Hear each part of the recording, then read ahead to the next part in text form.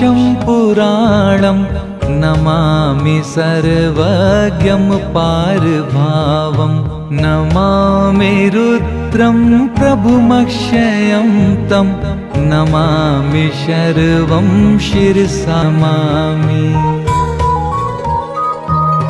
नमामि देवं परमव्ययं तं उमापतिं लोकगुरुं नमामि।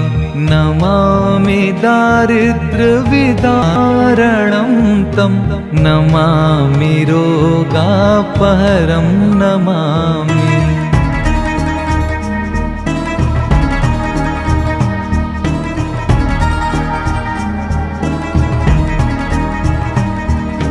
नमामि कल्याणं चिन्त्यरूपं नमामि विश्वोद्भवबीजरूपं नमामि विश्वस्थितिकारणं तं नमामि संहारकरं नमामि।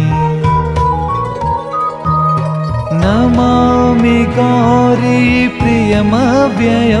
तं नमामि नित्यं शर्मक्षरं तं नमामि चिद्रूपममेयभावं त्रिलोचनं तं शिरसा नमामि।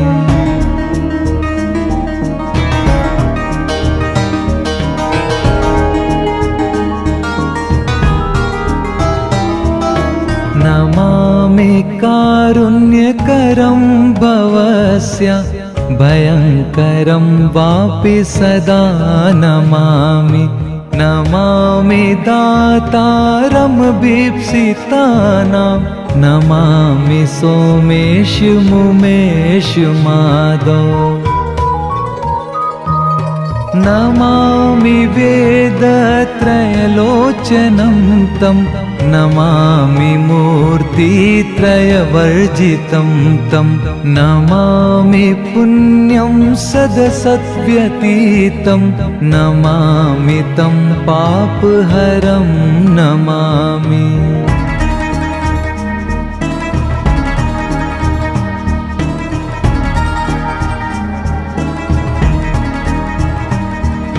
नमामि विश्वस्य हिते रतं तं नमामि रूपाणि बहूनि धत्ते यो विश्वगोप्ता सदसत्प्रणेता नमामि तं विश्वपतिं नमामि। यज्ञेश्वरं सम्प्रति हव्यकव्यं तथा गतिं लोक सदा शिवो यः आराधितो यश्चिददाति सर्वं नमामि दानप्रियमिष्टदेवम्।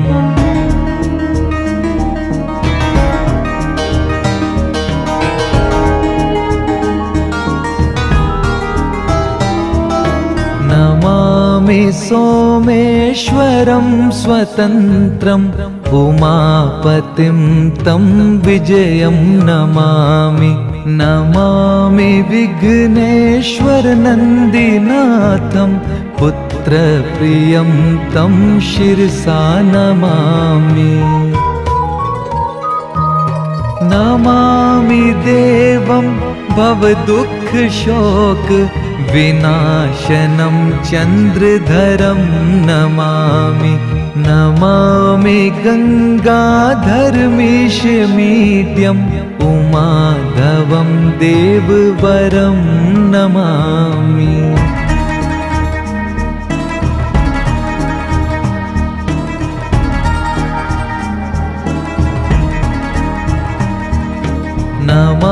नमाम्यजादिश पुरन्दरादि सुरासुरैरर्चितपादपद्मं नमामि देवी मुखवादनानामिक्षार्थमक्षित्रितयं ययेच्छत्। नमामि शम्भुं नमामि शम्भुं नमामि शम्भुं नमामि शम्भुं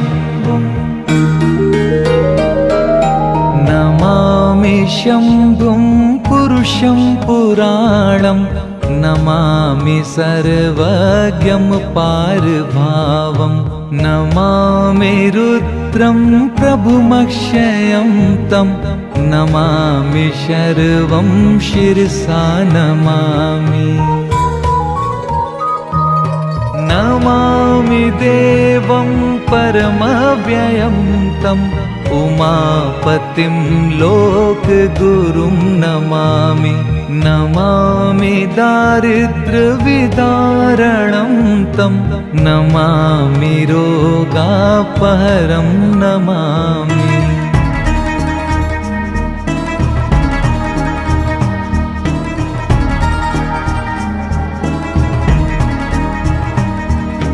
नमामि कल्याणं चिन्त्यरूपं नमामि विश्वोद्भवबीजरूपं नमामि विश्वस्थितिकारणं तं नमामि संहारकरं नमामि नमामि गौरीप्रियमव्ययं तं नमामि नित्यं शर्मक्षरं तं नमामि चिद्रूपममेयभावं त्रिलोचनं तं शिरसा नमामि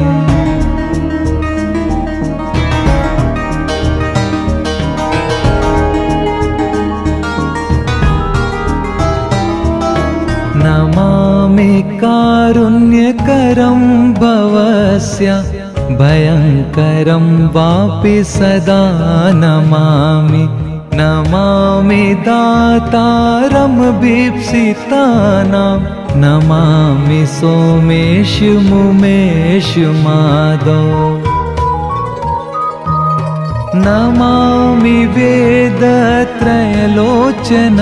तं नमामि मूर्तित्रयवर्जितं तं नमामि पुण्यं सदसद्व्यतीतं नमामि तं पापहरं नमामि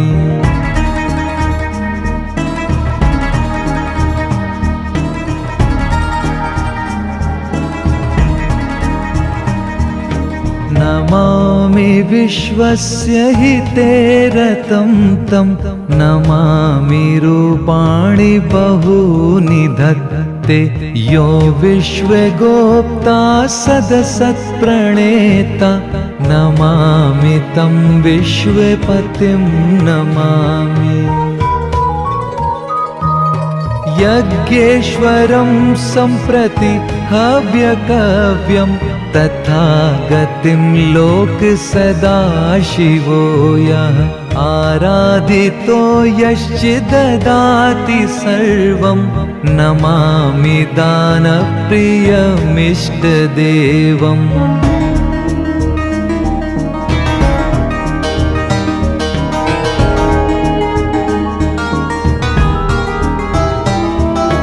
नमामि सोमेश्वरं स्वतन्त्रं उमापतिं तं विजयं नमामि नमामि विघ्नेश्वरनन्दिनाथं पुत्रप्रियं तं शिरसा नमामि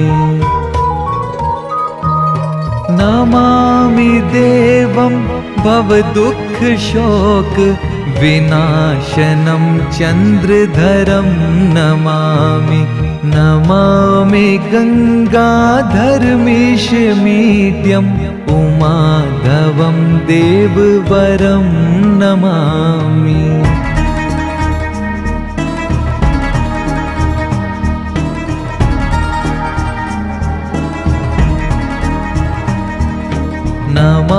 नमाम्यजादिश पुरन्दरादि सुरासुरैरर्चितपादपद्मं नमामि देवी मुखवादनानामिक्षार्थमक्षित्रितयं ययेच्छत् नमामि शम्भुं नमामि शम्भुं नमामि शम्भुं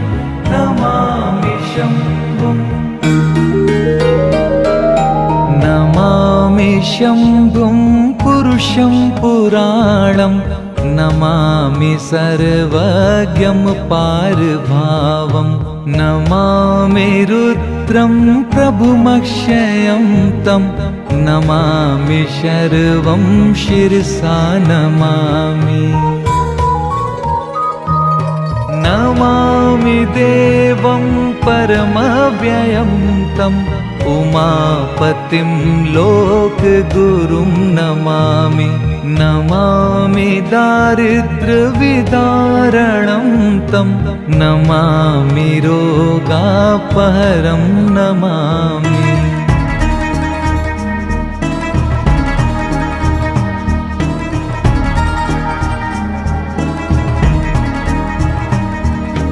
नमामि कल्याणं चिन्त्यरूपं नमामि विश्वोद्भवबीजरूपं नमामि विश्वस्थितिकारणं तं नमामि संहारकरं नमामि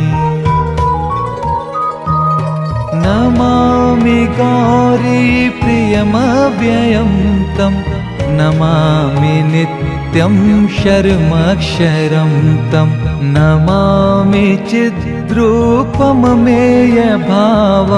त्रिलोचनं तं शिरसा नमामि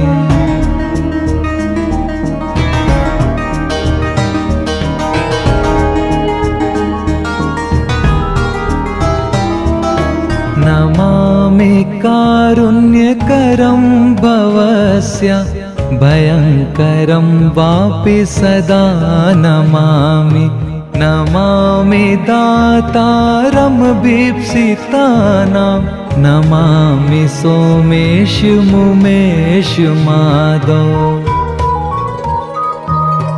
नमामि वेदत्रयलोचनं तं नमामि मूर्तित्रयवर्जितं तं नमामि पुण्यं सदसद्व्यतीतं नमामि तं पापहरं नमामि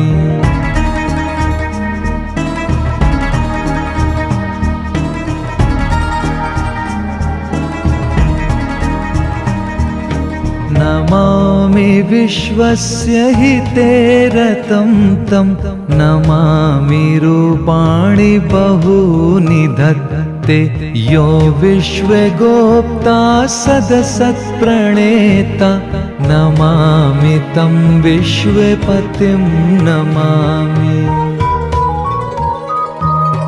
यज्ञेश्वरं सम्प्रति हव्यकव्यं तथा गतिं लोक सदा शिवो यः आराधितो यश्च ददाति सर्वं नमामि दानप्रियमिष्टदेवम्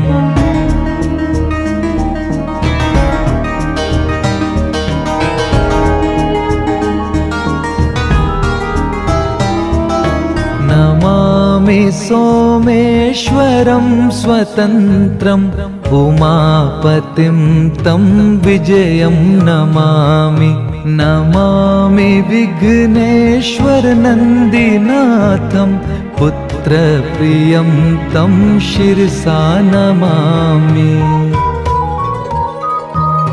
नमामि देवं भवदुःखशोक विनाशनं चन्द्रधरं नमामि नमामि गङ्गाधरमीशमीड्यम् उमाधवं देववरं नमामि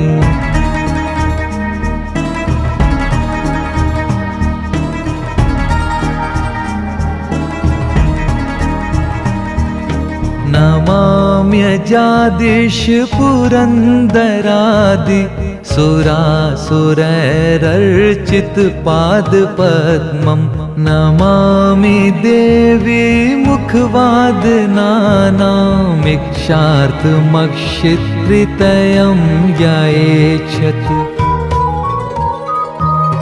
नमामि शम्भुं नमामि शम्भुं नमामि शम्भुं